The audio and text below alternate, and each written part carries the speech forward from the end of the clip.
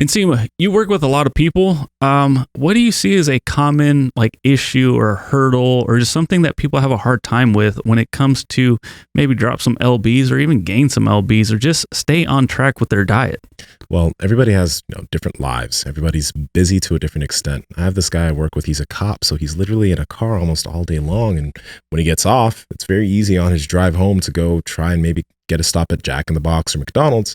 But that's why I suggest to a lot of busy people to find a way to work with a meal prep company. Try to get some meals on deck so that you can literally just either warm it up at work before you leave or go home, warm it up so you don't have to spend time cooking. And that's where Eat Right Foods is pretty awesome because they have a lot of great meal selections that you can just literally warm up, eat, tastes amazing, you're good to go. Yeah, and a lot of people don't know. You can just hit up a gas station and go use their microwave if you want your hot foods. Mm-hmm. Yeah, really though, just the meal prep in general sometimes can be a pain.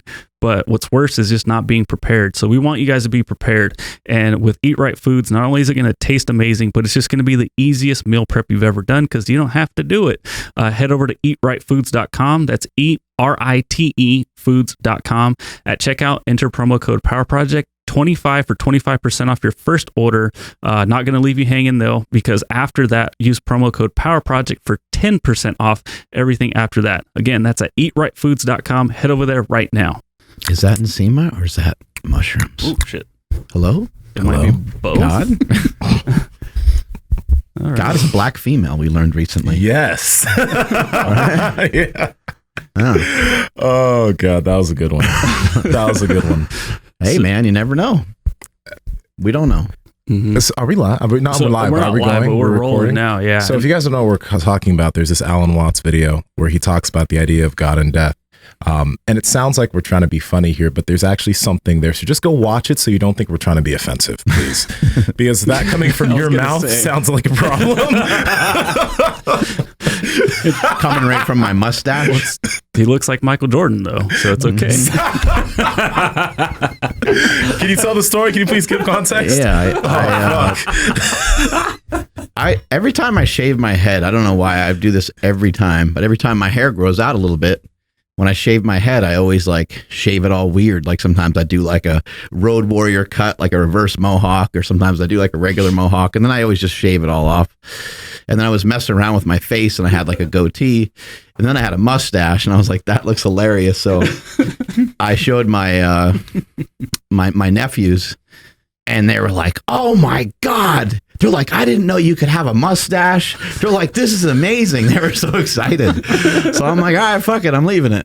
And yeah, my nephew Hamish and my nephew Lachlan, they were super pumped that I had this mustache. So then I messed around and posted up a couple pictures on social media, and then somebody sent me a picture of Michael Jordan. They're like, you look exactly like Michael Jordan with that mustache. Like Michael Jordan. Yeah. I was like, yeah, of course. Yeah, I see the resemblance. How does Andy feel?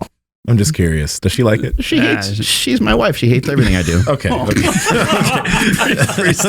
Yeah. Anything that makes me happy, that makes me laugh, she hates, of course. Yeah. Oh, God. Yeah. Touche on that, right? Yeah. Well, that's a big deal. Yeah. So people are seeing a different camera angle right now. Uh-oh. Yeah. And there's zero context. Do we just leave it that way? No, we give them context. No, you give them context. So, is this... No, you. I want to do it. In the title, is he called The Plug? Or what is he called? I don't know. We can call him The Plug, I guess. Okay, so... Don't call him The Plug. The Plug? No. Don't call him The Plug. Don't call him. Yeah, don't plug. No allusion to any of the help, but for sure a friend that has some experience. He's a T. We'll call him T.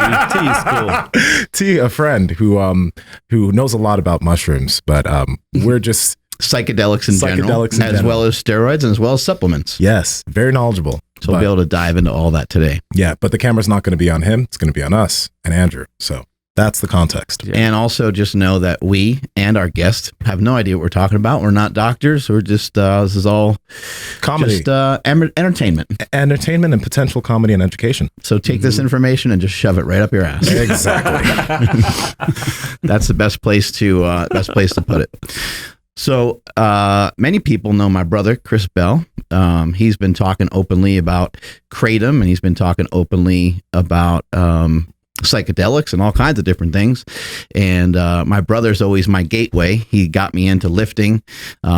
He's gotten me into all kinds of different things. And years ago, he was telling me about kratom, and I was like, I don't think I need that. Like, I'm not really in pain. And he was like, yeah, but it helps with like creativity and gives you good energy. And so I was like, stop being such a stiff and maybe just try it. Like, why not be more open-minded? Why not give it a shot? Gave it a shot. Turned out I love it. I like kratom quite a bit, and I use it quite often. Use it before podcasts, use it before workouts, occasionally go off of it just to make sure there's not like a huge dependency on it, but I really enjoy it, like it a lot. And then more recently, I've been kind of messing around with some psychedelics, mushrooms, LSD. Those are the only two that I've dipped my toe in so far. And so far, so good. I like them. And it's been fun. I haven't really done anything that I would say is like, mind altering or not mind altering. They certainly are mind altering. Haven't done anything that's like life altering yet. But I do like the, it kind of feels like therapy to me. Like when you take mushrooms or when you take some LSD, it feels therapeutic in a way. And I would say that for me, and again, I'm a rookie to all this, and I don't even really drink that often either, but I feel that drinking is more of an escape, which sometimes is warranted and sometimes feels pretty good to kind of quote unquote get away from stuff. But that doesn't really suit my mentality very well. I'd rather be more equipped for life, and I'd rather have skill sets for life that allow me to take on more rather than trying to hide from anything.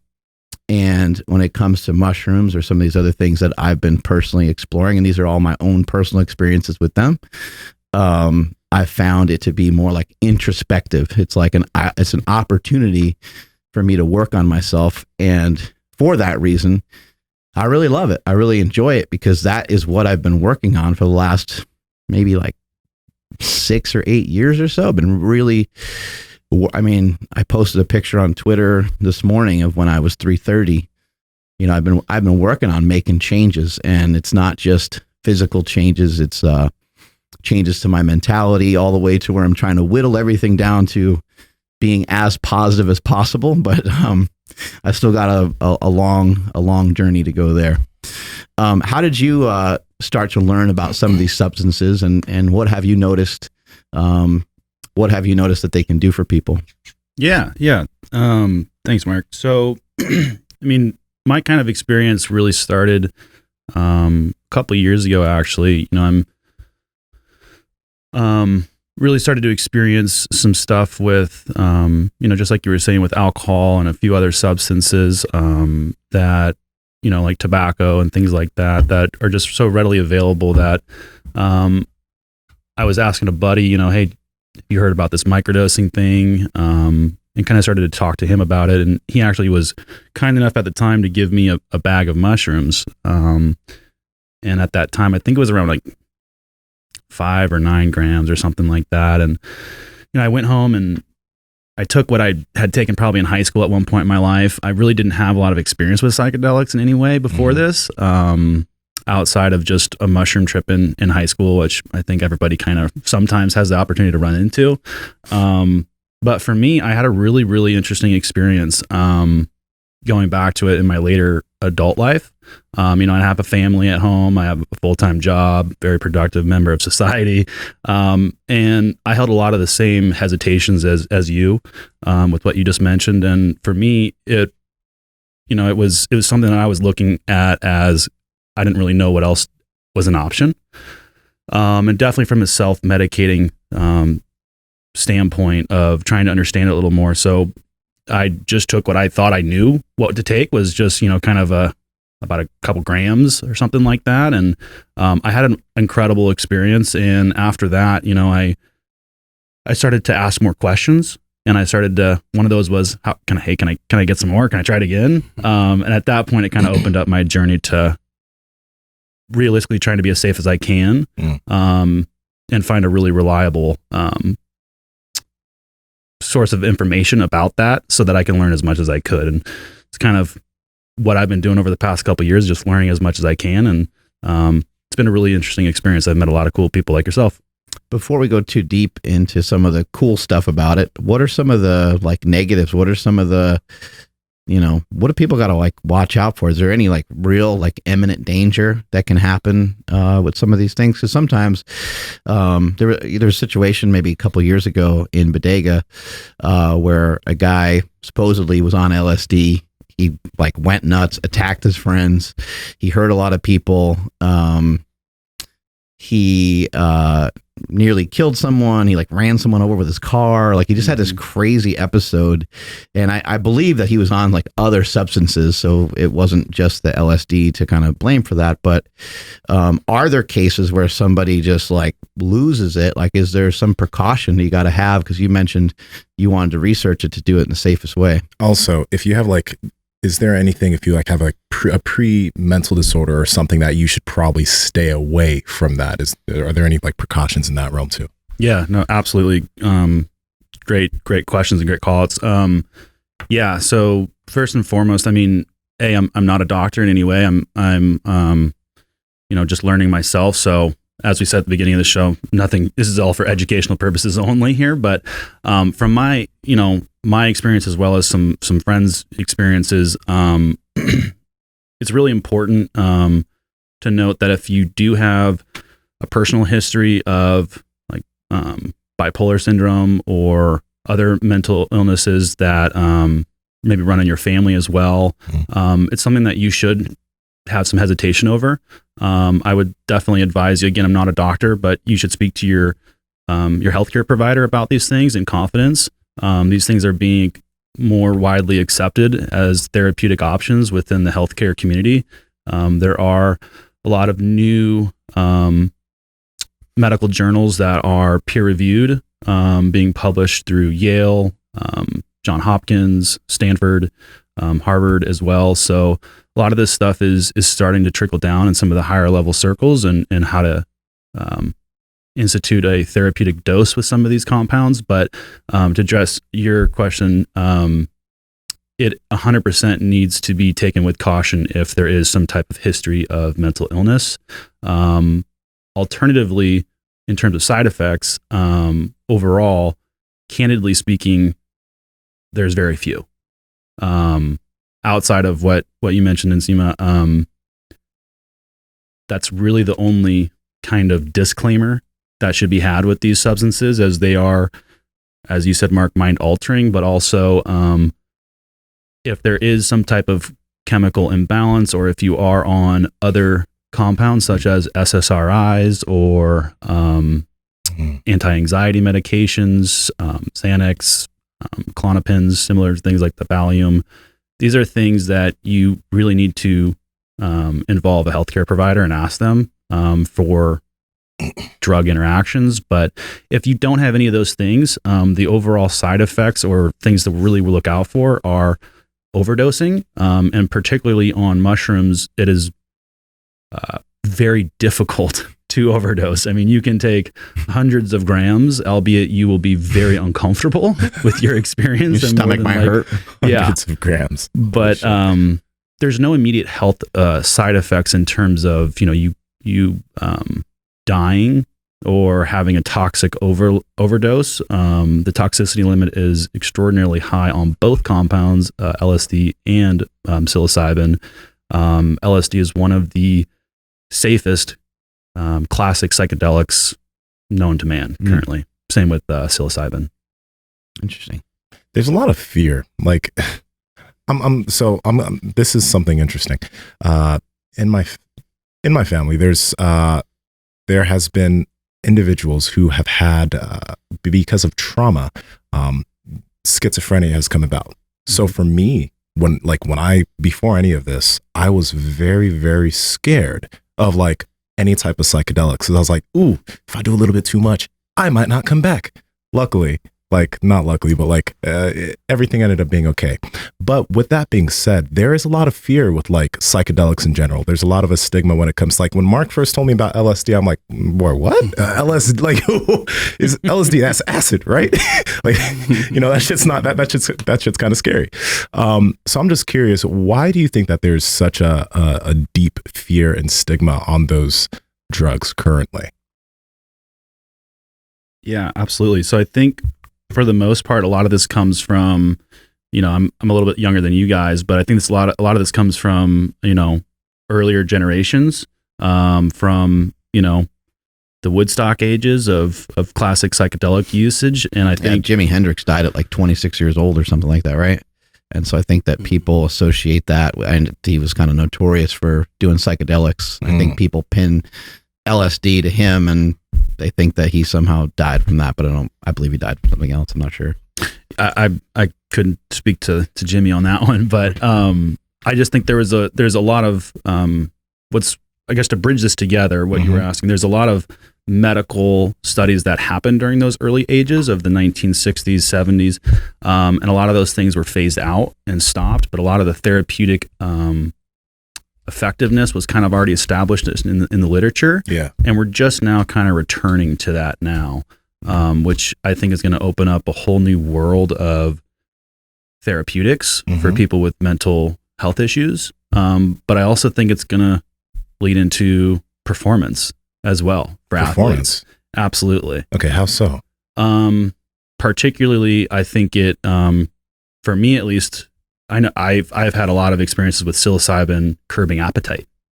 I think that psilocybin will more than likely make its way into weight loss as a weight loss drug, as an option for people to try. It makes you not want to eat. And if you do eat, the food has like hardly any taste, so you're just like, why even bother? Yeah, the food like kind of feels weird in your mouth. It kind of just like, is this pizza? What am I eating here? And you don't have to take very much of it either. So, but I also know you've had some experiences, Mark, with some of these compounds with, performance and working out, and I know you've kind of seen some type of positive effects as well. You worked out on shrooms? Yeah, and LSD, like running and things like that, like feels really good. Every time you say that, it still catches me. Yeah, right. LSD, It feels amazing. I mean, I think aside from all the different, and you can explain, some of what is going on a chemical level, but aside from the science of it all, I just feel like I'm put in a little bit better mood. And somebody that goes running, I mean, we had Zach Bitter, who has an all-time world record in 100-mile, running or whatever the hell you call that. Yeah. He's a real beast, and even he was like, "Yeah, you got to be a sadistic son of a bitch to run without any music." And then, like, just what does the music do? I mean, it's very simple. It's a distraction, I guess, in a way, but it just puts you in a better mood. It's not like you choose music that you don't like. You choose music that you like and that hits you well and that has a good rhythm for you, and you get into it and it puts you in a better mood. And I think that a lot of these type of psychedelics can just quite simply put you in a better mood. When you're in a better mood, the workout's going to feel way better. And I had one day where I ran and I lifted. I mean, that's getting more common. I'm getting more used to that now, but I ran further than I've ever run before, and it wasn't until the end of the day where I was like, oh shit, like I wonder how that's going to register in my body, because that was a lot, but I was also pretty high and I didn't recognize how much like overall volume that I did. And so, yeah, like the next day I woke up and I was like, oh shit, but it wasn't, it wasn't horrible. It actually felt really good. Wow. Yeah. I think what you just alluded to in terms of kind of getting lost in the workout a little bit, when you're involving some of these compounds, it, for whatever reason, to me at least, particularly with LSD, it allows me to kind of get into a flow state a little easier, whether that be through physical exertion, or trying to get creative or think through a problem, particularly with work. I've found at a microdose level that it just gets the creative juices going a little bit more. And I think the way it does that is it kind of gets you out of your own way. And what are we talking about microdosing right now? LSD or psilocybin? Typically both. Both. Okay. Both at the lower level will have a similar effect, especially for me at least, on my creativity and my ability to get into a flow state. But for me at least, it just helps me look at a problem in a different lens. And I think that's because whatever frustration or lens you're looking at it through currently when you're not on that substance, there's always bias or mental blocks or ego involved of like, you think of something and then you think of the negatives of why you can't do those things. So I think these compounds turn down the dial. It's not like they completely dissolve your ego at a microdose. That's not what it does at all, but it helps turn that volume down and turn the other volume knob of kind of your normal self without your negative ego. And so it kind of just gets you out of your way. You're kind of your own limitation. So I feel like with these, at least, it just allows you to kind of think of something that you want to do and then actually execute on it and make it actionable. Can we, before we continue, can we kind of talk about maybe the differences of like using LSD and then psilocybin, like the different applicational uses, what they'll do at higher doses, just so as we continue, people know the differences of what we're going absolutely. On. Pardon me. So we'll start with psilocybin. Psilocybin is a classic psychedelic, similar to LSD. They are very gentle and are considered, air quotes, classic psychedelics, similarly with MDMA. And what these do are they work on different systems of your brain, particularly psilocybin and LSD will work on the serotonergic system of your brain, which is your serotonin. Whereas other drugs like cocaine, other different addictive drugs work on your dopamine receptors. And that is something that becomes highly addictive. So first and foremost, I think the really cool call out, I guess I call it cool, but is that a lot of these psychedelics are non-habit forming. Yeah. They do not have a high addiction rate at all. And that is across the board from microdose to macrodose. And they work on the same systems. And so psilocybin is first and foremost, it's a naturally occurring compound found in mushrooms, different species of mushrooms, particularly psilocybin cubensis, is a very common one. There are other species of psilocybin mushrooms found in nature throughout the world. It depends on climate. There's also other species of mushrooms like Amanita muscaria, which is notoriously known as possibly being involved in the creation of religion, being involved in the creation of Christmas time, with Santa Claus. So there's lots of really cool things about mycology and mushrooms that go back through the ages. And it's something that we evolved from. So from a certain perspective, mushrooms are very natural, but keep in mind that they do have a mind-altering effect. So just, religion didn't come from mushrooms. It came from God, man. What you talking about over there? Well, the stone ape theory as well with right. Joe Rogan and Terrence McKenna and everybody, thinking, having theories about mushrooms being involved in language creation, and brain formation, evolution. What is this idea of mushrooms being connected to religion or psychedelics being connected to religion?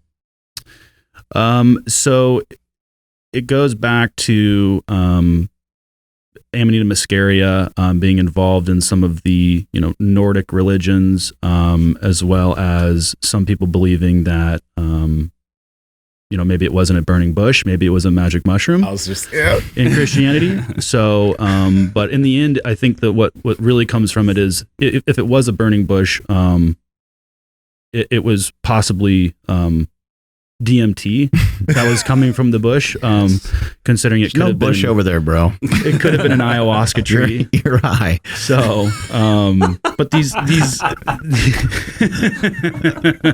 these compounds that's good resurface throughout history as being not put on a pedestal, but idolized as something very special to cultures. And that's all the way through Aztec cultures, Southern American cultures as well, and really all across the world, even into Siberia and other places with the Amanita muscaria. So to go back to the original question of how are the two differentiated, I think the biggest thing is psilocybin is much older, LSD is much newer. Psilocybin is natural for those that want to stay in the air quotes natural world, that is definitely one that is all natural. LSD is synthesized first by first in the 1940s, and it's made its way throughout society ever since. It was found by accident, and it just so happens to have an extremely small dosage and an extremely high toxicity limit. So it's very, very safe. Did you see the movie? Are you familiar at all with the glitch in the Matrix? You're familiar with that movie at all? A glitch in the Matrix? Yeah. Just the Matrix, or No, it's called The Glitch in the Matrix. And it's about a guy who in 1977 started talking about simulation theory. And that all stemmed from, it didn't stem necessarily from psychedelics. He had a tooth pulled. And when he had his tooth pulled, he went home and tried to relax and tried to just like chill. And he couldn't. And he had like these weird memories that he didn't believe were actually his. And anyway, The Glitch in the Matrix, this documentary that's on, I think it's on Hulu, is really, really cool because it takes you through all of that. And it talks about the simulation theory, and they have like Elon Musk on there, and they ask Elon Musk, they're like, what are the odds, that we're in a simulation? And 100%. Elon Musk is like, there's no odds that we're not in a simulation, basically. And they had Neil deGrasse Tyson and a bunch of other folks on there. I can't wait to check that out. And when they had people talking, they all talk like that. They're all like characters. It was really interesting. There's a guy, Philip K. Dick, 1970s. Because we're so love it. Yeah, so he ended up having like this trip, and when you hear him talk about his experience and you hear him like vividly share these dreams that he had, he's written like book after book, kind of based off these things, and he got into mushrooms and other psychedelics and stuff like that. But you can see him here. He's like, he had this like press conference, and it's really like chilling because you're like, wow, like what, the guy, he sounds crazy, but when he's talking, you're thinking to yourself, maybe there's some truth to what this guy's talking about. It's really interesting. Well, that looks dope. I gotta check that out. And just to clarify, so Jimi Hendrix said he died from basically an inhalation of vomit caused by barbiturate intoxication. Barbiturates. Yeah, that's what it What was. are barbiturates? Like anti-anxiety stuff, and Medication? Yeah, and but alcohol, probably a drug interaction. Yeah, but it said like it got used for recreational use after, like during that time. So that's what they're pinning it on. But I wanted to ask, dude, so like what you're saying about kind of not getting rid of your inhibitions when you take psilocybin and stuff, but what's the comeback from that? Because I'm thinking like I'm definitely one of those people that like will overanalyze things, and I won't pull the trigger because I'm thinking about the what ifs. But if I take that, and all of a sudden now that what if voice is not screaming at me anymore, but what happens after it's out of my system? Will the pendulum swing the other way? And next thing I know, I'm like, I can't leave the house because I'm worried about like getting into a car accident or something weird like that. So it's more, I totally get it. And I think the first suggestion I would take for anybody that's tuning into this for the first time, I think first and foremost, starting, analyzing your own mental health first, asking those questions. Do I have any family history, anything that I should be concerned about? Doing your own research, consulting a physician if you can, that in confidence you can talk to make recommendations, and at least make your own, decision based off of the best information at hand. That being said, with anything that you're trying new, start small. Yeah. I know from your guys' experience when you guys were learning about it, that was something that you guys were really curious about was, where do I start, and what does what? And I think starting extremely small and titrating up is always a smart approach, as typically with these compounds, once ingested, you're kind of strapped in for the ride. I hear people oftentimes will say, I took them and I didn't feel anything. And I'm like, great. And they just kind of look at me confused. But I think it's a good start. Like, okay, you ingested them. Nothing bad happened. Like we're off to a good start. Yeah, exactly. And I think for a lot of people, that's the first, as you were noting, I think that's, Andrew, that's the first step or kind of leap of faith for somebody kind of having some hesitation or wanting to maybe learn more is really just to try that first microdose and just to try something that is reliable, of course, and clean, but also a microdose, and just to see how your reaction is and see how you respond to it. And to address your other part of your question in regard to how your brain, will kind of respond and then respond the next day, for instance, I really think it's, Mark was saying something earlier before the show that I thought was interesting, but what it does is it kind of changes your brain to I don't believe in necessarily in this because I don't know all about it, but it kind of changes your brain to tune into a different frequency a little bit, and it makes it so that maybe you're operating at a higher frequency, for instance. And I think what it does is it really just allows you to tone down the negativity or the limiting factor of your own mind to where even the next day, it's not that that's completely gone. It's just that the realizations that you might have had, or the way that your ego will talk to you, because it's not that your ego's gone, like I was saying, it's just that your ego will respond in a different way. And so maybe that negative voice in your head that's been saying, oh, you can't do this, here's why, oh, you don't need to get up this morning and work out, or you don't need to do this, will actually start by saying, hey, let's go. Like, you want to do this is going to feel good. And it starts to be positive as opposed to negative.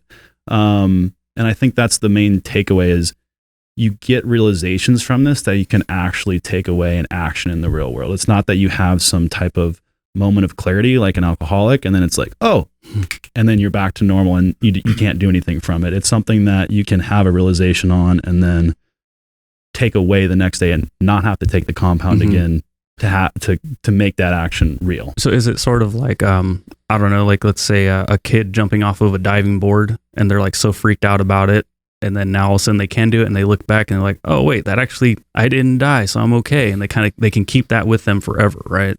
Is it kind of like that? It's exactly like that. Okay. And I think similarly to drinking alcohol, something that everybody can kind of relate to, when you first start drinking alcohol, you don't go get 151 and start taking handle pulls. You slowly ease into it. And I think that should be the approach with everything. Of course, talking to a healthcare provider if you can, but taking it slow and realizing that a lot of the taboos that have been in the world are turning around and are being widely accepted by some of the top healthcare professionals in the world. Yeah. What you said exactly is kind of what I did. Like, I started off with a microdose on the show, actually. The first time I did a microdose was on this show. We had a blast. Our guest didn't know until it was like halfway through. But then I think the second time I did like 2 grams and it was at a beach. Everything was cool. So the next time I'm probably going to do like a 4 and a half, something like that. But the cool thing is that like it like you mentioned, if I did that 2 grams or whatever, I probably would have been kind of shaky, if I didn't realize what I was getting myself into. So that was pretty dope. But the one thing you said too, in terms of like that voice in your head or that limiting beliefs or whatever, when you do that self-work or whatever, when you're on it, it really can make a difference for a lot of people. And actually, I was getting a lot of questions on people asking how this can help with people that have depression or anxiety, because I mean, with those individuals, first off, some are on medication, so they need to figure out, how can I figure this out? Do I get off my medication before trying this? Because maybe some healthcare professionals don't even really believe in it and they want them to stay on their medication. So maybe you can help them out with that. But what have you also seen with people who do have depression, anxiety? How has this helped them out? Yeah, absolutely. Great question. That was something I was hoping we would dive into.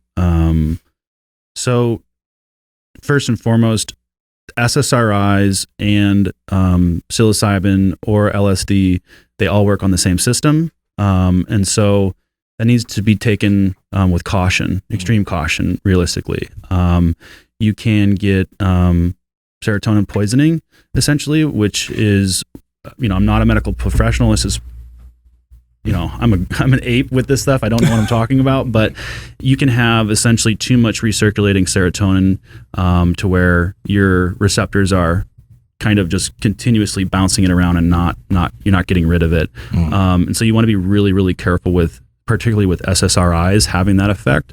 But outside of that, for people that are just experiencing depression and are not on medications, there's a lot of literature, like I noted earlier, from peer-reviewed journals that are showing, in mice models as well as other animal models that depression, one dose of psilocybin is causing new neural pathways and growth within the frontal lobe. And so what that really means is some of the debilitating and actual physical effects of depression on the brain can not only be fixed, but actually reversed to where you're not only just stopping the damage, but you're actually causing it to be fixed, and you're regrowing new neurons, neural pathways. Your brain is communicating in different ways. And that's all just from one dose. And the key takeaway is that the effects seen during and shortly after the dose left the body were seen weeks after the dose was administered. So it is a lasting effect. And for a lot of people that have depression, it's been extremely helpful and is actually being considered stronger than, or as successful, if not stronger than, the leading SSRI in the market right now, which is antidepressant drugs. So the pharmaceutical industry was probably looking into a lot of these things. But I do think in terms of therapeutic effects that it's groundbreaking. What has the experience been like for yourself? Have you found that, some of these things have assisted you along the way, but you still have to do your own work? Interesting. So 2 things to that. I think first and foremost, if you really have some issues that you need to work through, therapy is the best. I will always suggest that. I personally don't go to therapy, as I just don't need that right now in my life. I'm at a good point, but the reason I mention that without having my own experience is there's a lot of studies, even from the 60s and 70s, through psychotherapy and psychedelic assisted therapy, where you will take a psychedelic. In these settings, it's typically MDMA, because MDMA calms down the fear factor within the amygdala to where you can approach your fears and work through them. That's really helpful for veterans who have PTSD, particularly MDMA, and that is all being approved right now through the veterans, through the VA, excuse me. And so a lot of new things with MDMA going for that, but in particular for depression, having somebody to sit there and talk through with your problems, with the ability to tone down your fears and open up through psychedelics, is your best route to having a positive outcome in your life. That being said, if you're not ready for that, from my experience, like you asked, Mark, I will self-medicate and microdose, and what I've seen is I've gotten to a point in my life where I actually don't take them anymore. I don't see a need anymore. I don't feel like I felt 2 years ago when I started on this journey. And so I have them available at my disposal if I need them. I've figured out exactly the dose that works for me, and it's actually 50 milligrams, which is extremely small. How often? 3 to 4 days a week is what I used to do. There's a practice from Paul Stamets, kind of the godfather of mycology. Shout out to his Fantastic Fungi Netflix movie. But you should take it for 3 to 4 days on, and then 3 to 4 days off. So pick whichever one you want to do, but you want to do that for a couple months. And what that will do is over time, it will grow new neurons and new neural pathways will form through your brain. So similarly, that can happen through a macro dose, through taking a lot for one event, a single event, like 3, 4, 5 grams. But if you don't want to do that, because that's just not for you, you can utilize the microdose to still get the same positive mental effects. That was a question, actually. A lot of people were curious exactly how do I microdose, or how much do I microdose? And I'm curious about this. If someone's like 120 pounds or someone's like, 240 or whatever, we've noticed that things can hit differently if you weigh more. So how do people calculate that? Definitely can. you really can't. Everybody's going to have their own system and their own way to metabolize these compounds. And, I really don't know from experience even enough with people. I just know that it affects everybody differently. So I try to, I think it's important. I try to recommend people being able to have a capsulized form if you're using mushrooms, so that it's ground up into a capsule, so that you can know that you're getting an equal dose depending on what part of the mushroom you're eating. And from there, you really want to start at an equal unit of measure. So something pretty small, like 100 milligrams. And you want to start with that. And if you're like, okay, I don't feel anything, take one more. And you can keep going up like that. How much how long does it take to hit to? For mushrooms, it's going to take about 45 to 90 minutes. By 90 minutes, they're typically fully digested and peaking in your bloodstream. Some people will start to feel them a little earlier, but 90 minutes is usually the window of time that you want to wait for. I'm feeling them right now. Full effect. Yeah, there you go. There you go. There we go. Is there different potency though? Like I mean, this won't be shown on camera, but like this guy here versus like something that's capsulated. So it's interesting. There's different ways of cultivation, and there's to not go off the deep end here. If you have a good source, right, that's really what it's all about, is making sure that you have a safe way of acquiring these substances until they're legalized for therapeutic use, hopefully.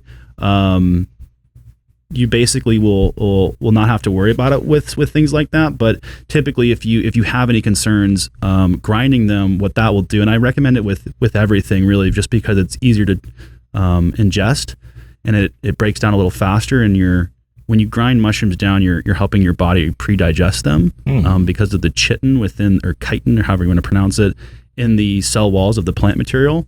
That's kind of what will give you some stomach issues. So that's why grinding them down is helpful, to give your body that advantage. And so when you grind them for the dosage, what it helps do is just homogenize everything. Grind them down with my teeth. Yeah. Same here. Like a cow. Oh yeah, I was gonna ask, like, how would you even chew? Okay, Just burp it back up and chew it a little later.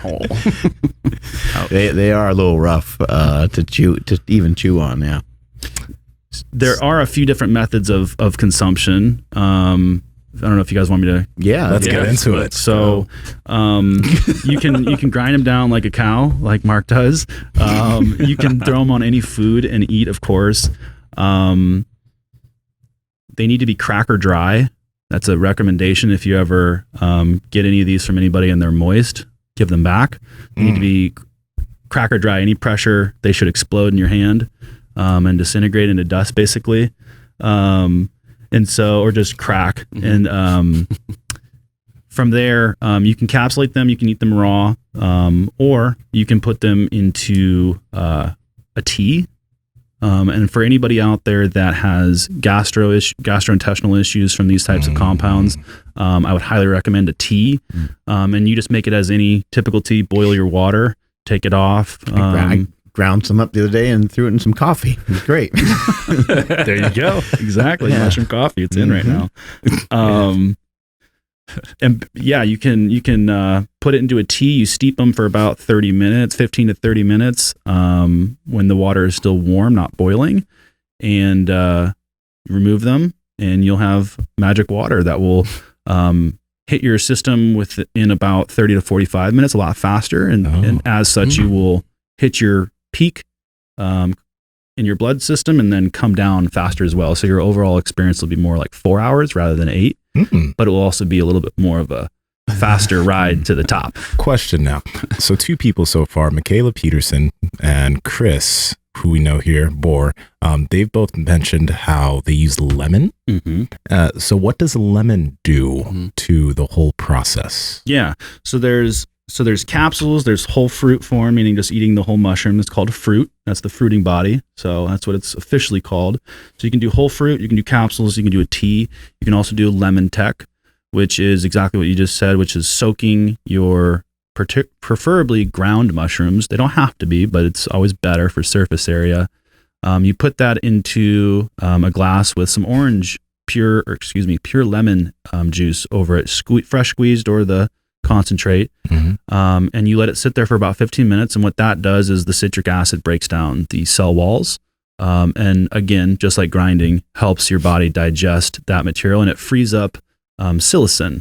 And so that it helps you essentially, it frees up psilocybin or psilocin. They're two different ones, but I don't know exactly which one it frees up particularly, but it makes it more freely available. So when you digest it, it hits faster. Yeah. So it can be an extremely fast and sometimes uncomfortable rise to the top, but it is a way to bypass all of the gastro issues and make more out of your supply, because it can be a little bit more, it can seem more potent because it affects you faster. I've heard you speak about the environment. I've heard a lot of people talk about the setting. You know, you may want to have a particular setting when you're going to explore taking some of these psychedelics. And then in addition to that, also, like, what are people, trying to get from them? I think it's important that they ask that question and also have maybe some realistic expectations that these things aren't going to not going to do everything for you. Yeah. And so what do you usually recommend in terms of like environment, or, when someone should maybe consider a time to take these things? Yeah, definitely. It's called set and setting, like you alluded to, and it's hypercritical to really any psychedelic that you're going to take. I think the biggest thing that we can learn from a lot of earlier generations in the 60s is these compounds are really not to be used in a super social setting like Woodstock or like a crazy music festival. I get it when you're young, that might be appealing, but it's just not the way that these compounds should be used. They open up, the way to look at it is, and the way that someone once described it to me is, you're making yourself vulnerable.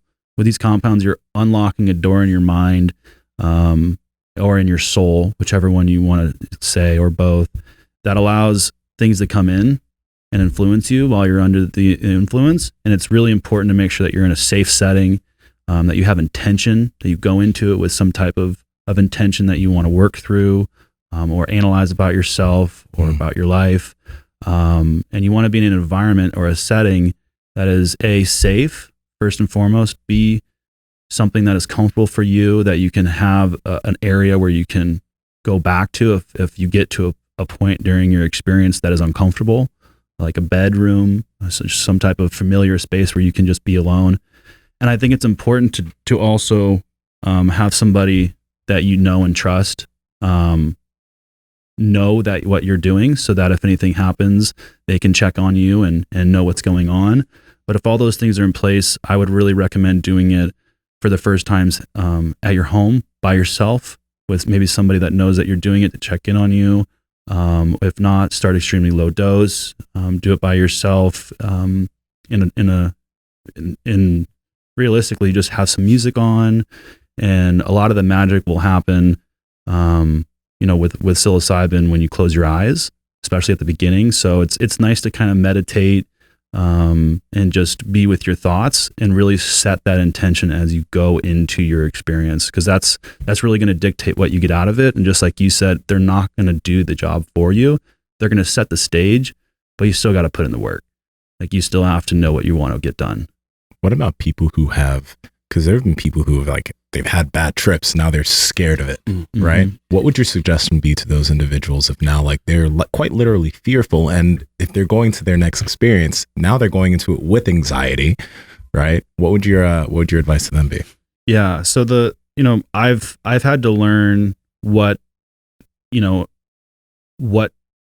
different experiences add up to. And what I mean by that is, I don't consider anything a bad trip. Okay. And the reason I say that, I know everybody has different experiences, but the reason I say it is all an opportunity to learn. There's something that happened there during your experience that threw you off your center. Maybe that was where you were. Maybe that was the people that were around you. Maybe that was some type of thought that came into your mind that you decided that you didn't want to deal with and couldn't ignore. And it made you kind of lose your vibe that you were in. A lot of those things revolve around set and setting.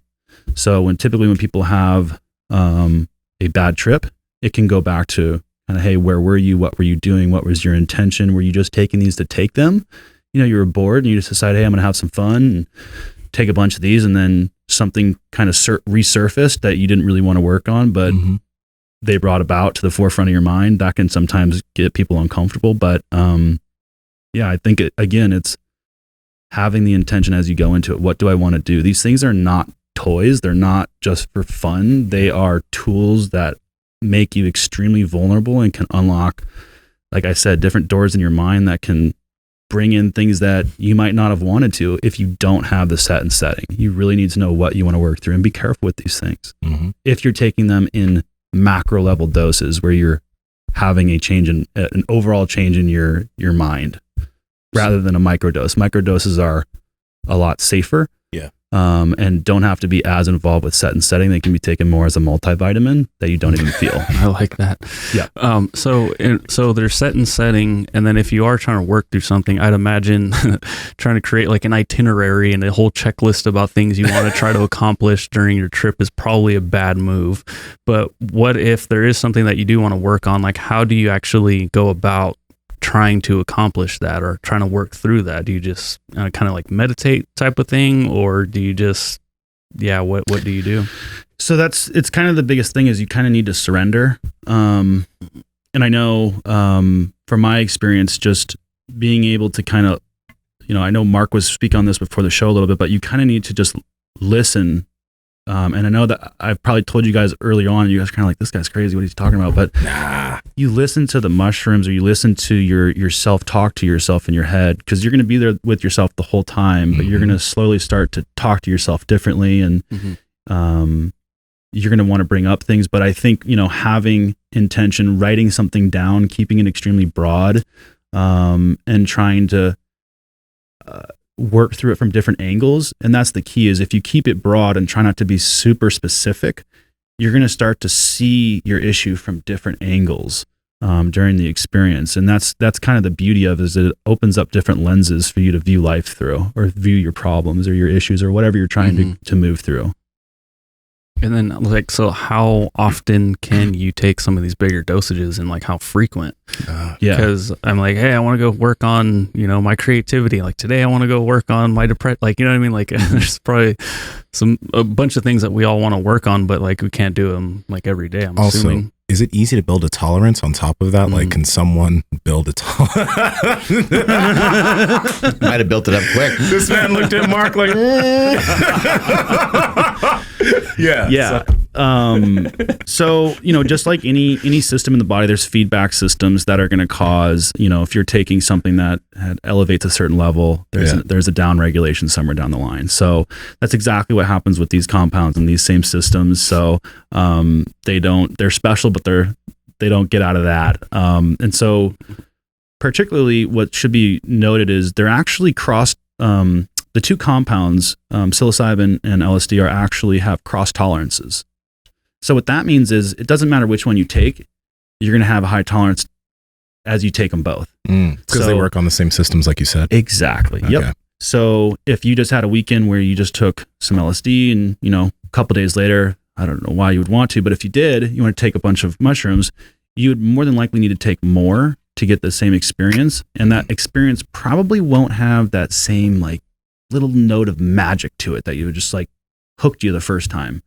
And the reason why is I don't know, but I really think it has to do with the amount of time that you wait between your experiences. And I think that should be taken across the board for whichever one you're experimenting with or learning about. But I think it's, you should probably stick to one when you're really trying to learn about its actual overall effects, so that there's no other variables going on, like cross tolerance or things. But you can take mushrooms in a macro level dose weekly, really, if you wanted to, like once a week, but your effects won't be the best. I would really say for the true magic to come out once a month is really where you want to be. You should let yourself reset. And really the other thing is, it's not just the experience, it's incorporating these things into your life. We don't want to just go from experience to experience and not have integration. It's very important to have these experiences and then give yourself time to integrate what came to you. Because if not, you could get on a path where you could lose yourself a little bit, where you're having all these realizations and you don't really know where the true you is anymore, you know? And that's the biggest thing, is take these things with caution and take your time, learn about them, and take your experiences and try to really integrate them into your life. If you're taking macro level doses, again, if you're taking micro level doses, you won't have those experiences, but you'll have positive effects on your overall mental health in the long term, like being happier, more creative, less stressed, but you're not going to have psychoactive effects that are going to change your outlook on life. So actually, that makes me curious too, because the microdoses over time, like you mentioned, they can have an effect on your brain chemistry that a macro level dose would have at one time. So I'm curious, if you do microdose for a long period of time, that wouldn't have the same effects as like if you did one heroic dose. I mean, I know you wouldn't have the same psychoactive effects when you microdose, but over time, as far as the changes that happen, it wouldn't be similar.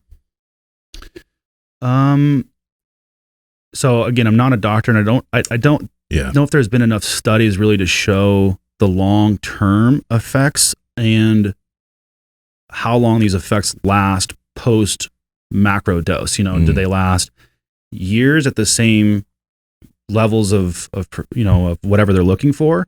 Or does it go down? I don't know, but I think what Paul Stamets was able to find through his studies is that microdosing over time has a similar effect as a macro dose, but you don't have to experience the trip or all of that type of stuff if you don't have time for it. And what it can also do is, if you do want to do a trip dose, it can act as a a bridge, kind of like in supplements. It can act as a bridge to your next cycle or to your next experience, and so it can kind of help you maintain that. Whatever it is you got out of it, it can help you maintain that until your next experience. Yeah. And then, do you have to, kind of take your baby steps? I know you recommended microdosing, but like most dudes, I heard about DMT through Joe Rogan, and it's like, oh my God, that sounds amazing. Have you done DMT? And it's like, okay, if me, who has never taken like a big dose of even just psilocybin mushrooms, like if I take DMT, like I'm pretty sure it'll probably, I don't know, have some negative effects on me. But do you have to kind of build your way to get up to something like that? Or, I mean, I guess it'd just probably be a bad idea, I'm assuming. Well, I think all these are tools. And so I really think it's just where you're at. But I definitely would recommend, similar to the gym, I don't think you're going to go in and start to try to deadlift 500 or squat 500 if you've never squatted before. I think you're going to try to do some leg extensions, maybe some leg press or something like that before you get under the squat bar. But you should, again, approach these things with caution and start with something that has a controllable experience, and start small dose, low dose. DMT is something that is for, I think, really for someone who's either looking for something in particular that has a lot of education about that compound, or is really open to having a completely alien-like life-changing experience. Personally, I myself I'm just not at a point in my life to try that. I've had the ability multiple times, but I just choose not to because I just have a respect for it and I'm just not ready for it. And when I'm at a point in my life, maybe, in my 50s or something, I might look back into that. But I think there's a lot of stuff that can be learned about yourself before even having to tap into a substance like that. And a substance like that is typically sometimes so foreign and so alien-like that it's hard to integrate that stuff back into life. But it's definitely possible, and it definitely changes people, both in a positive and negative way. I ain't trying to scare nobody. But a friend of mine did some DMT and told me about the experience. It was when she was younger, apparently, but she said she saw a horned goat and it was sitting like this, and it was going like, she wasn't scared of it though. She wasn't scared of the goat at all. Like but it was a horned goat standing and going like this. And she, I think there's one thing though that you mentioned, one thing that's super important about all of this, and that kind of came from what Andrew said. is that you actually have to surrender to this stuff. Because I remember the first time I ever smoked weed, I was like 22 or 23 years old. And I was super scared because of what, like, I mean, you know, there's a family history of something that could go wrong. So I went into that very anxious, very scared, and I had a horrible experience, right? Because I didn't even know what I was getting myself into. It was fucking scary. But every other time since I knew what I was getting myself into, and since I was like, okay, well, I'm gonna feel some type of way. It's gonna happen. It's not a big deal. Everything's been great since I just like surrendered. So there is really something to that, like not going into it scared and anxious, because if you're already scared and anxious, chances are is that you might not feel that well when you're feeling everything that's going on. Mm-hmm. And the other thing, just to build on that, is when you're actually in the experience and under the influence of these compounds, when you get a feeling of anxiety of oh my gosh, something's coming, should I go down? Should I fight this feeling? Don't fight it. Just let go. Just go with it. There's not going to be anything that you can't handle. It's still your mind, you know, it's your world that it's reflecting back at you still, just in a different lens. So, it's really, a lot of people just say, you know, go with it. And also don't be on your phone. That's what you told me. You're like, Nsima, put your phone somewhere where you won't see it. Yeah. You know, phones will typically ruin your experience. And again, this is something that needs to be experienced alone and by yourself. This is a just like Mark kind of said at the beginning of this, as the comparison of alcohol and psychedelics, these are much more of an inward personal experience than a outward, hey, I'm here to be social and fun and party with you. No, this is a party with yourself in your own mind that no one else knows is going on but you. So, and you're the only person invited. That's the real trick. You can't really have a party with yourself. You can't have a party of one. Too much war going on. Too much conflict of should I eat this? Should I eat that? Type of shit going on in your head all the time. You said you don't really mess around with some of these psychedelics anymore. What do you mess around with? Do you mess around with like supplements? And we talked briefly a little bit about like lion's mane, and I know Andrew has a boner for nootropics and things. Boner for that shit. A massive boner. I should have. Because he has a huge penis. I have some right here. So yeah. I always have something on me. Do you mess around with some of those things? Yeah, absolutely.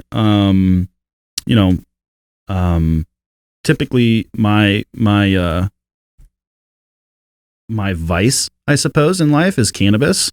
And for me, it allows me to kind of ground myself without having to get too irritable, and it just makes me a nicer person and a better dad and better husband. So, again, there's ways that needs to be used, and other ways in life that can mess you up. But I think it's a great option for people, especially when they're looking for something outside of alcohol, like preferably psychedelics and a little cannabis would, I think, do the world a lot of good. Yeah, in the long run. But for me, in terms of just normal supplements, I'm really into the mushroom supplements, particularly into lion's mane, like you mentioned, reishi for longevity, as well as turkey tails for immunity. Wait, turkey tails? Turkey tail mushrooms.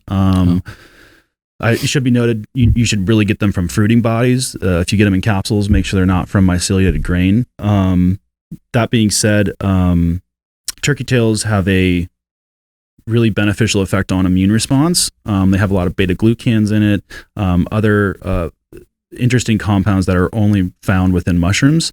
And they've shown a lot of success, especially in combination with chemotherapy, to be extremely synergistic with breast cancer. As well as other types of cancer. So turkey tails are really good, especially around this time with COVID. Every time you say turkey tails, man, it's like they look like giggle. Little turkey tails. Yeah. Oh wow, turkey tails. Yep. They grow on wood. It's a wood-loving mushroom. Wow. And cool. Extremely good for boosting immune response overall. Very cool. And yeah. Reishis are also a great one for longevity, antioxidants, things like that. Lion's mane are great for memory, focus. So what I think is really interesting is the future of using psilocybin in conjunction with some of these other compounds like lion's mane, like ginkgo biloba, for instance, or not, just ginkgo, and a couple other compounds that I think together would stack really well for kind of like a nootropic type of stack. What have you noticed? Because you capsuled those together before, right? So what have you noticed? How do you feel, and what have people that have reported back to you, what do they feel when they mix all of these together? From the people that I've given them to, it's more or less, or that have told me they've experienced it, rather, not that I've given them to, but that have experienced it, have said that they have trouble sleeping.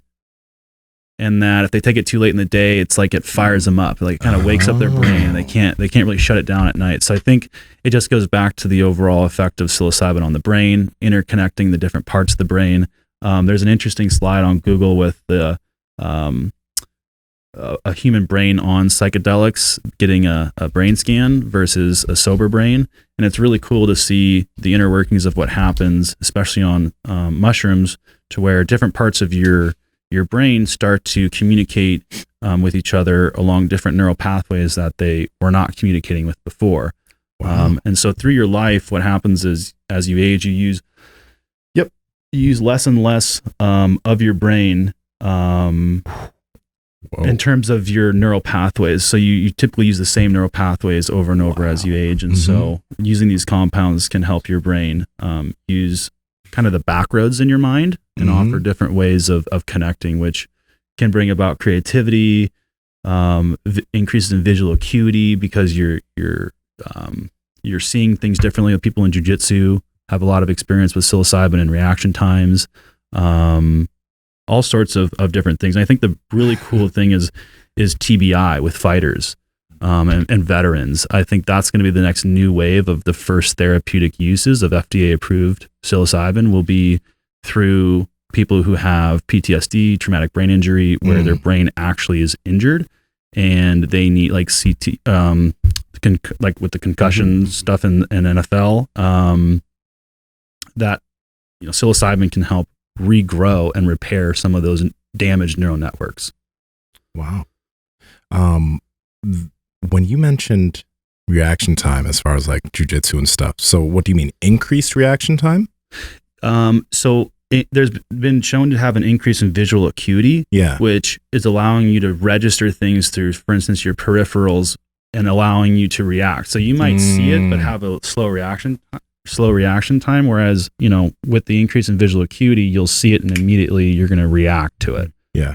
I see what you mean in terms of like getting into flow states easier too, because like when I do jujitsu, like sometimes when I use something like kratom beforehand, I can get there faster. I can get there without it, but I can get there faster with that aid. But that's really awesome. And then this has I know nothing about the brain, but it kind of makes sense. Like if there are certain parts of the brain that are starting to being used, right? It's like, if you don't use them as much, maybe they atrophy, and maybe this will like help you actually start thinking in different ways. Because I know that like it's allowed me, I guess, to be able to think a little bit more creatively about things that I haven't thought about before. And that's one thing I've noticed that's a pretty big deal for me.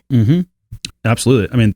I can't exactly speak to some of the current studies, but I know that it's being looked closely at for Alzheimer's, dementia, Parkinson's, possible treatments for all of those age-related and mental illnesses. And I think a lot of people are going to benefit from it. It's just time's going to tell with the long-term studies in regard to what we see through the data over time. Yeah, the way I always felt, and kind of like why I've always wanted to experiment with it, was it's sort of like taking psilocybin will like kind of stretch my brain out to reach different levels that it can't do it naturally, or at least I have a hard time getting there naturally, and doing that might help. But in regards to those Alzheimer's studies and stuff, are they trying it as a preventative, or is it to try to like kind of reverse some of that? What they're trying to do is just understand how it affects it. And I think, there's the amyloid plaques and other things that are involved in that process, obviously, but there's also, a decrease in, just overall brain function.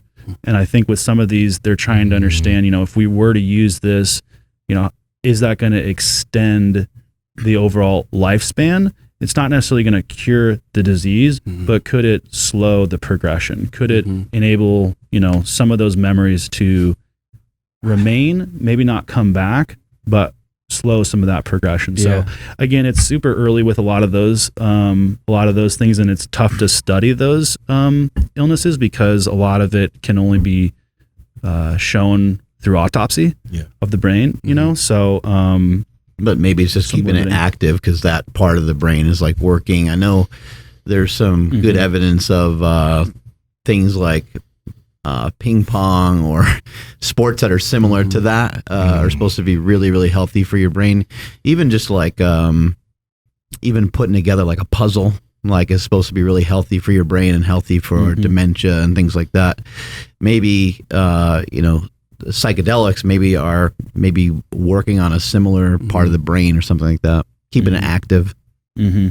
I really think the future is going to be multivitamins. I think this will be included, psilocybin in particular. LSD is something on its own, but I think both will be available for therapeutic use. But in particular, I think both of these compounds are going to be available in a concentration that's so low that you won't feel it.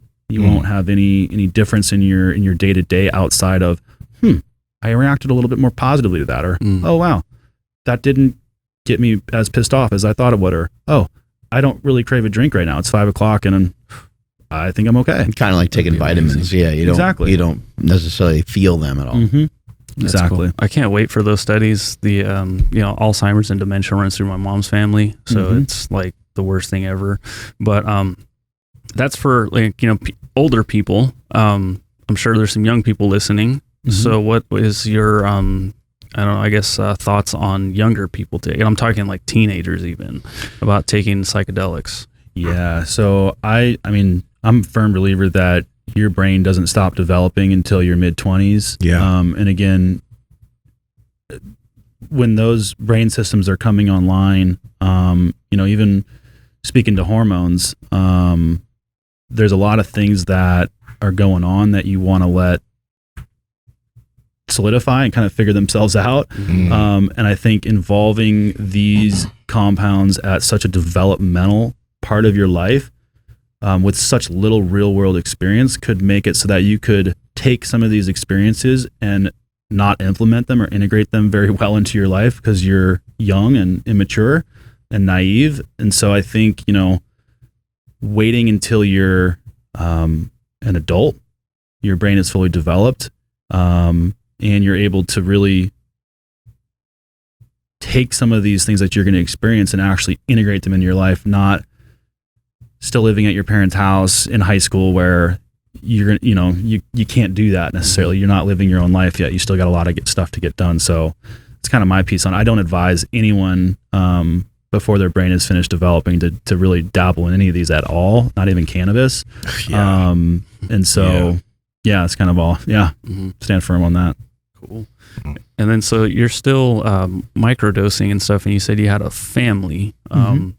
I'll just retell it here, but I told you off air, and I told it on air before, but like I took a small dose of like THC capsules, and this was when my wife was still pregnant, and she's like, what if I went into labor right now? And I started panicking like, oh shit, you're right, because like I started giggling for no fucking reason, and I'm like, hey, I'm sorry, like I took this or whatever. So like that's also been one of the hurdles for me is like I have a 7-month-old son now, and like again, you can probably already tell, like I always am worried about like, oh, what if, like also What If is pretty interesting on Netflix. It's it's pretty cool. No, that's on Disney Plus. Sorry, same thing. Why do you keep doing that? Because anyways, sorry. But how do you go about like just making sure that you're never in a compromised position where like if something happens with your family, like I just would hate for something to happen and then for them to point to me and be like, it's because he's on psilocybin mushrooms right now. It's like that's why the toaster caught on fire. And now we have to replace all the outlets in the house, whatever it may be. Let me ask you this then: you'll have a beer, or okay, maybe not. Wrong person out here. We're in a gym. Well, I mean, but a lot of people can relate to having a beer, yeah, so right? you have one drink maybe, and you're still around your family. You're very in control. Again, all of the stuff that I'm speaking about in terms of taking it, every day is a microdose, not a macrodose. And for being around family, from what I've experienced, I have a son, under 3 years old as well, so young and. Don't get blasted. Yeah, no reason to do any of that. Your wife will not enjoy it. You being checked out when that's not approved by Unless her. you plan it, definitely plan those. But for the family, actually, a positive note, it makes parenting better. Yeah, it makes some of the tough times more understanding. You have more compassion, more empathy. I can see that. More patience. You don't get as riled up or as upset sometimes. And it's important to change some of this perspective that you might have of it. Like these things, like why do we work out? We work out because it does, a bunch of different stuff to our brain that's kind of hard to explain, right? And maybe, through taking some of these things, maybe it kind of is a shortcut to some of that. I dig that. Yeah. Okay. Absolutely. But along with what you said there, man, you mentioned like having one beer. It's so normal for people to just go out and get fucking shit faced, right? And take a macro dose of alcohol. Wake up the next morning with the hangover. Actually, probably feel like shit for the next 2 days because they drank too much alcohol, and go do that the next weekend again because it's alcohol and it's normal, right? Whereas, like when you think about doing a dose of mushrooms, something that's gonna like make you think not a little bit. It could do a lot, right? It's like, oh God, mushrooms, no. You know what I mean? But alcohol is like legitimate poison. Legitimate poison. Yeah. And you'll crave it. And the other thing is after a large experience, it's pretty energy consuming, mentally wise. Like you don't just, once it's over, you're not like, all right, let's dive back in. I'm ready for round two. Like, it's about alcohol, right? With psychedelics. Yeah, it's very exhausting, the experience, and it can be, again, you want to give time to integrate, and it's I guess where I'm going with this is you don't crave them the next day, and you do feel like, okay, how do I take all this and integrate it to my life? But you're not hung over, and you're like, okay, that was really fun. I want to do that again tonight. Those feelings just don't come about because it doesn't operate on your dopamine. It operates on your serotonin. And that's just a different experience. So then can it mess with your serotonin levels the next day? So clearly, if you take high levels, there is a feedback loop that your body's going to have to balance out. And the higher dose you take, the longer that compound is going to take to half-life out of your system because it's just a higher initial dosage. So that's just with everything. But with psilocybin in smaller doses, especially microdose in some smaller doses, like 1 gram or so, maybe 2 gram, they're actually shown to upregulate receptor sites of serotonin receptor sites, in some cases, and alternatively can be used in place of some of the antidepressants that act on those same receptors, which is really interesting. But typically you don't have a hangover effect unless you're taking a very, very large amount, which in those cases, I would recommend, taking some 5-HTP the next day, which is going to help increase your natural serotonin release, and, just get some good sleep and get some good meals and do a little exercise and you'll be fine. But it's nothing comparative to a hangover in it by any means. And can you take like some 5-HTP right before, or maybe even during, to help kind of like a preventative type of dose or something? Again, not a doctor or health professional, but I always like to keep it simple and not complicate things, whether it's stacking stuff or supplements or whatever. I try to make sure I know the full effect from that compound first, and I like that. I just don't want to mix anything that's affecting similar systems in the brain, considering how strong psilocybin is, even at very small dosages. Even if you don't feel it, it's still potent enough to activate your brain internally, where I just don't want to cause some type of, over index of serotonin or something like that from both having some type of interaction. So I try to just keep it on the psilocybin and leave it alone until the next day. I can actually attest to like the feel, like I think I did like 2.2 grams or whatever the last time when I was on the beach, and the next morning I was like, wow,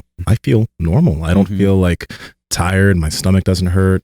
Nothing feels bad. Everything just feels normal. The whole day was great. Was there any kind of like, I'm only asking because I just know with like edibles, and I know it's totally different, but like with anything like that, cannabis related, the following day I would have like terrible brain fog. Really? Did you experience anything like that after? No, that's sick. That makes me happy. But you experienced brain fog after like smoking? Well, not smoking, just edibles just fuck edibles me up, dude. I cannot have them. But like, no, like I couldn't put like sentences together the next day. Like I just couldn't find words. Like they were just fucking gone. I was like, oh my God, I'm that, burnout that everyone made fun of in high school right now. Like it sucked. I did not like it.